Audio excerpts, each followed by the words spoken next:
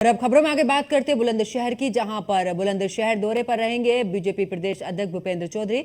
शिकारपुर क्षेत्र में विधानसभा बूथ अध्यक्ष सम्मेलन को भी संबोधित करेंगे। तो बड़ी खबर आपको बता रहे हैं, जहां पर बुलंदशहर के दौरे पर रहेंगे बीजेपी प्रदेश अध्यक्ष भूपेंद्र चौधरी। शिकारपुर क्षेत्र में विधानसभा बूथ अध्यक्ष सम्मेलन को भी उस दौरान संबोधित करेंगे। और जिस तरीके से बीजेपी की तरफ से उत्तर प्रदेश में अगर बात करें 80 लोकसभा सीटें जीतने का लक्ष्य रखा है, ऐसे में प्रदेश की जिम्मेदारी लेते हुए भूपेंद्र चौधरी भी इस दौरान चुनाव प्रचार में जुटे हुए हैं। और इसी क्रम में शिकारपुर क्षेत्र में विधानसभा बूथ सम्मेलन को भी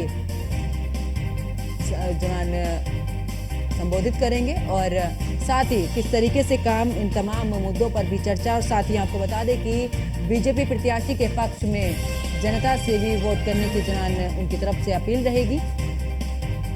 तो शिकारपुर क्षेत्र में विधानसभा बूथ अध्यक्ष सम्मेलन को संबोधित करेंगे और बुलंदशहर दौरे पर रहेंगे बीजेपी प्रदेश अध्यक्ष भूपेंद्र चौधरी।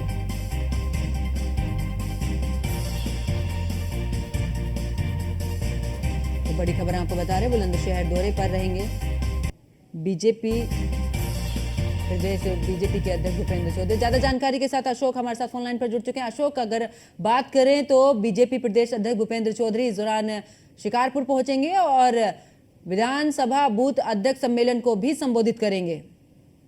हाँ बिल्कुल, आपको बताने की बीजेपी पूरी तरीके से लोकसभा चुनाव की तैयारी में है और पूरी लोकसभा सेकंड फेज के में भी दिग्गज नेता पूरी तरीके से दमखम कर रहे हैं। इसी में आज बुलंदशहर पहुंच रहे हैं प्रदेश अध्यक्ष भूपेंद्र चौधरी और उनके साथ ही दयाशंकर प्रधान राज्य मंत्री हैं।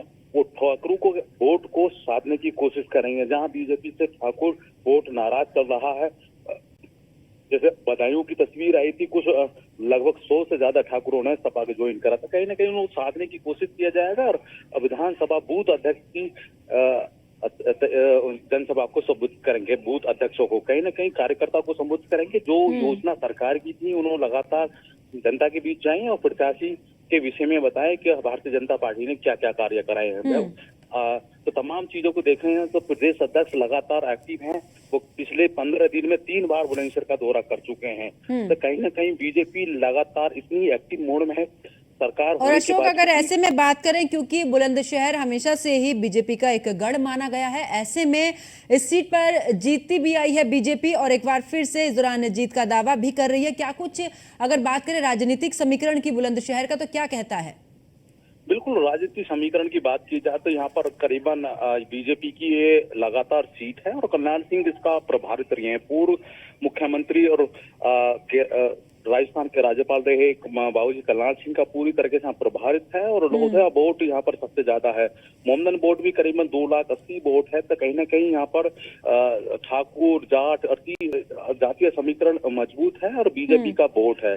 तो कहीं नहीं देख सकते हैं कि यहाँ इंडियन गठबंधन का जो प्रत्याशी है वो भी पूरी तरह से भाजपा को टक्कर दे सकता है, क्योंकि जो साइलेंट वोट है कुछ नहीं कह रहा, मोमदन वोट कुछ नहीं कह रहा। तो तमाम चीजों को देखा जाए तो 280 के करीब में मोमदन वोट है और एससी वोट है। तो एससी वोट भी यहाँ जो डैमेज प्रत्याशी यहाँ पर बीएसपी ने उतारे क्योंकि नगीना से सांसद रही है गिरिचंद, तो उनको यहाँ पर बुलंदशहर का प्रत्याशी बनाया गया। तमाम चीजों को देखा जाए तो बीजेपी बनाम इंडियन गठबंधन में फाइट है। और जातीय समीकरण की बात की जाए तो सबसे ज्यादा वोट बीजेपी का यहाँ पर माना जाता है। बिल्कुल, चलिए बहुत बहुत शुक्रिया अशोक हमारे साथ जुड़ने के, तमाम जानकारी साझा करने के लिए।